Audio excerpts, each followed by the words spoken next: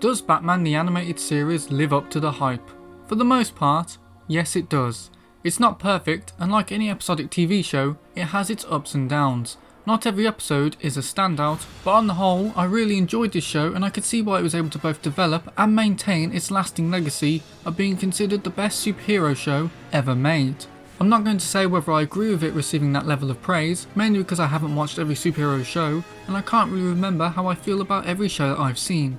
But regardless of what other people think of this show, I do know how I feel about it. And for me, this is a really good show.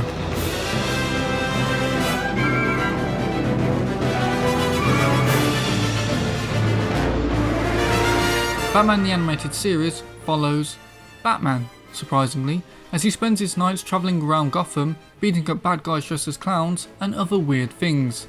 Like anyone who has ever watched, read or played as Batman before, I really like Batman as a character. He may not be my personal favourite superhero ever, but he's undeniably one of the greats in my opinion.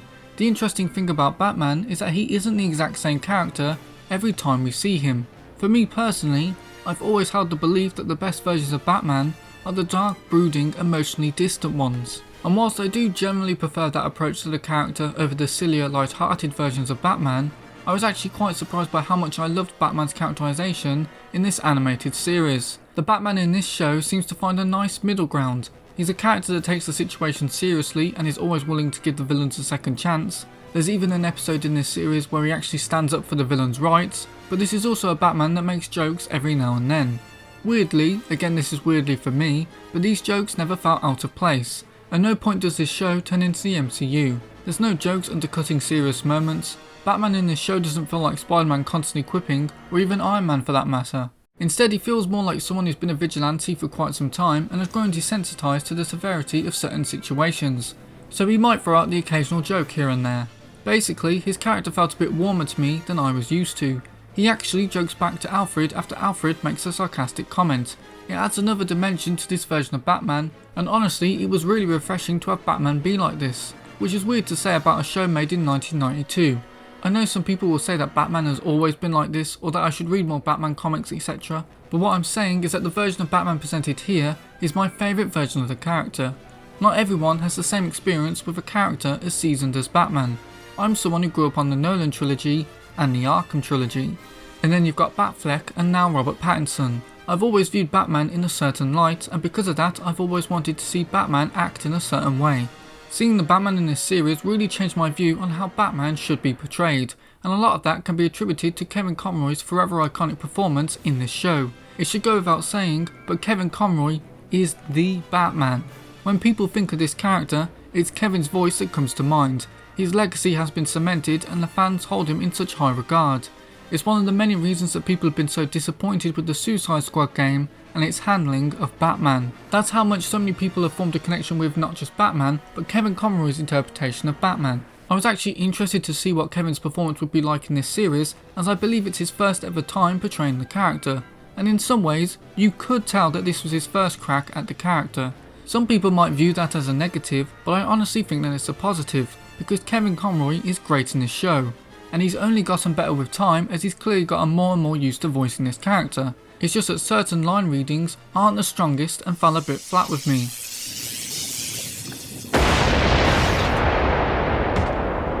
Harvey!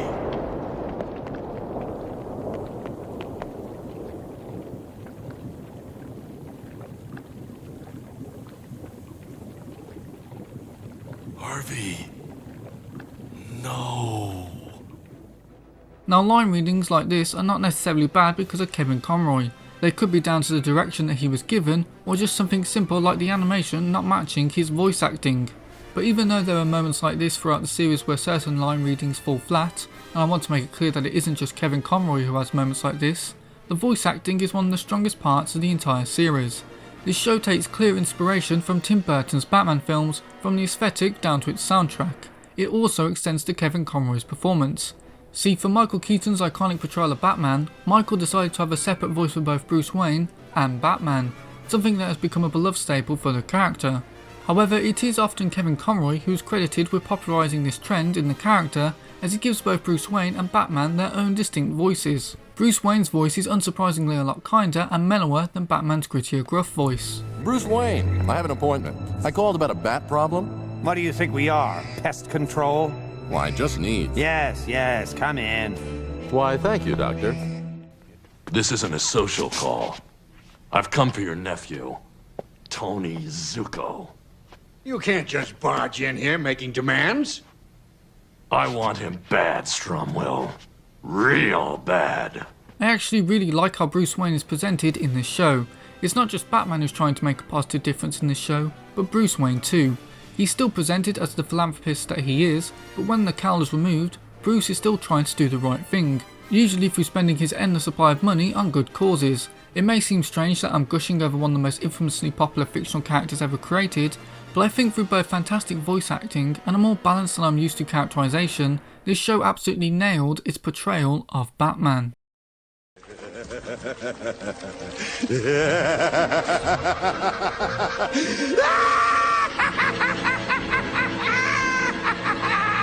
It's not just Kevin Conroy's performance as Batman that has become iconic after this series aired, but also Mark Hamill's much celebrated interpretation of the Clown Prince of Crime, the Joker himself. Similarly to Batman, after watching a lot of different versions of the Joker, I've grown to develop an idea of how his character should be. For me, the Joker is this sadistic, violent madman who, if we're being real, probably should have been executed long ago. The Joker in this show is not quite on the same level. He's still a bad person who does undeniably bad things, it's just that I don't see this Joker cutting his own face off.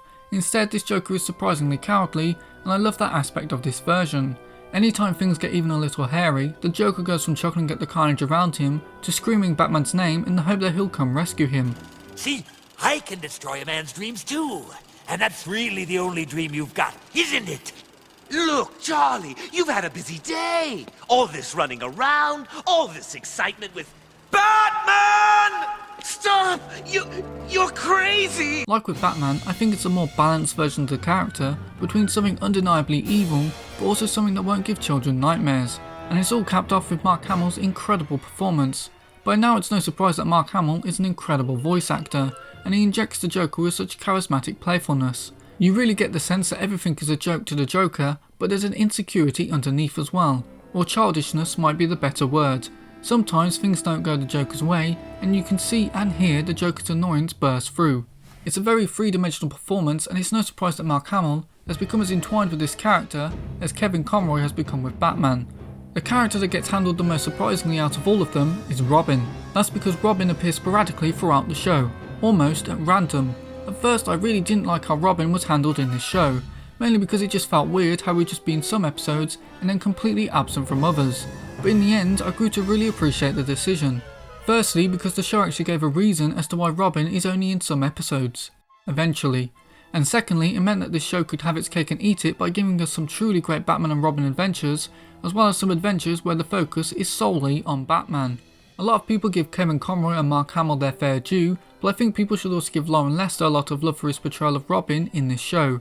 He absolutely nails Robin in my opinion, and whilst he hasn't portrayed the character as often as Kevin and Mark have played theirs, it's no surprise that he has often been asked to come back to play the character. The Robin in this show is as he should be. A little cocky and arrogant, lacking the experience and discipline of Batman, but also light-hearted and playful. His chemistry with Batman is great, and you can tell that the two of them really care for one another. I don't know whether people prefer the episodes with Robin or the ones without. Personally, I think my favourite episodes of the show are the ones that don't include Robin, although the very worst episodes of the show also don't include Robin, but I did like his character, and I don't mind that the studio mandated that Robin have a bigger presence in Season 2 than Season 1. Although I do wish it didn't come at the cost of some storylines, like a planned Catwoman Black Canary one. I think the chemistry between Batman and Robin, as well as the other characters, can be attributed to this show having all the voice actors acting alongside each other in one room. In my opinion, this is the way to do it. This is also how they did the voice acting for the Uncharted games, and it's how they do the voice acting for anime in Japan. Lo and behold, both the acting in the Uncharted games and Japanese voice acting are held in great esteem by many people. So really, it shouldn't be any surprise that the voice actors in this series were able to deliver such memorable performances.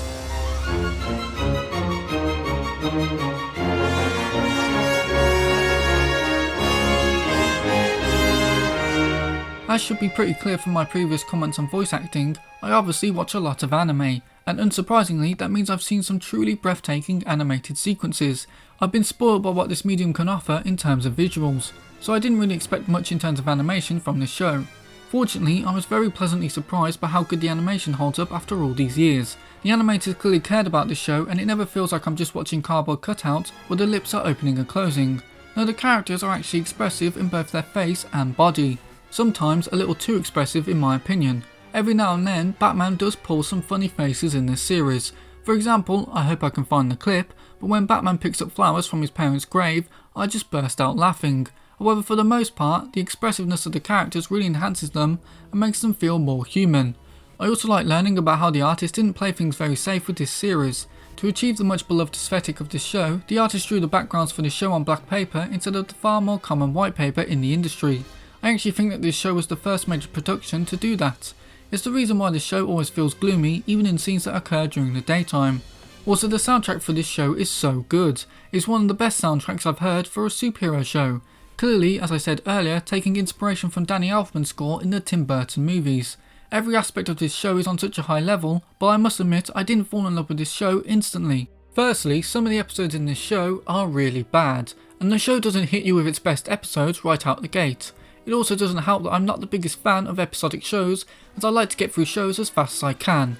However, the more you watch this show, the more you click with it. This is a show that did its own thing, through creating new characters and making adjustments to ones that existed before. When you come across some of the episodes that do this, you really get to see the show at its best. This is the show where Harley Quinn originates, for example. Now I'm going to be completely honest, I really don't like Harley Quinn. I don't think she's necessarily a bad character, but she's been overused and now I just really find her annoying. Anytime she's at the forefront of a project, I always end up wishing that they chose to go with a different character. I also think, as this show made clear to me, I prefer the version of the character that is obsessed with the Joker over the talk a mile a minute anti-hero that we're constantly bombarded with. Personally, I find this version of Harley more interesting, and it's the reason why I actually really liked her character in this show. She's sort of shy and meek, but always wants to put on a show for her pudding. You can see the seeds of a good person in this Harley, but she's just not mentally fit enough to become that person. Watching this show gave me a good understanding of why her character became so popular. Yes, I understand that a lot of her modern day popularity comes from Margot Robbie's portrayal of the character. What I mean is that I get how the character was able to survive outside of this series because she's a genuinely good character in this show. It's not just Harley Quinn that this show made infamous, but characters like Mr. Freeze too. Apparently Mr. Freeze before this was just a guy with a freeze gun, but this show took the creative liberty to give him one of the most compelling, tragic and memorable backstories for a DC villain ever. I think the majority of Mr. Freeze's popularity stems from this show. The episode that focuses on him is one of the show's best in my opinion. You can also see some of the ways that this show was able to inspire other things down the line. For example, there is an episode where Scarecrow plans to turn Gotham's water supply into fear gas, and I instantly thought, that's just like in Batman Begins. As I said before, not every episode is a winner, but it's amazing how many are. I also just love that whilst this show is episodic, there are certain storylines running through the show, and certain characters make multiple appearances throughout the show. Like for example, I was surprised to see Kurt Langstrom reappear to help Batman on a case that didn't have anything to do with Man-Bat. It's little things like that which help build the world of this show and make it easier for you to connect with it. Batman the Animated Series is without a doubt in my mind one of the best superhero shows that I've ever seen. It's able to tell thoughtful, engaging stories about characters that you would never anticipate such depth from. It has phenomenal voice acting that has cemented its voice actors as some of the most iconic to ever live. For a show from the early 90s, its animation and art style are incredible and still hold up today. And do I really need to remind you once again of how good this show's soundtrack is? The only thing that disappointed me about the show is its lack of an ending. The final episode of this series is of Alfred returning to England and Batman and Robin going on an adventure there too. It's not really the perfect way to close off the show. However, that said, there is the new Batman Adventures, which I believe is a sequel to this show, so maybe I'll get the closure there. I do plan on watching that soon, and after that I'll jump into Batman Beyond. But for now, all I'm going to say is thank you for watching this video. I hope you enjoyed it. If you did, then please do leave a like and a comment. What did you think of Batman the Animated Series? Did it live up to the hype for you? What's your favourite version of Batman? Did you prefer the Batman episodes or the Batman and Robin episodes? And is the new Batman Adventures a worthy follow-up to this show? If you're feeling especially generous, then I'd also love it if you subscribe too, please. I'm hoping to hit 1000 subscribers by the end of the year. I think we can do it. But anyway, thank you again for watching, and I hope to see you in the next video. Bye bye.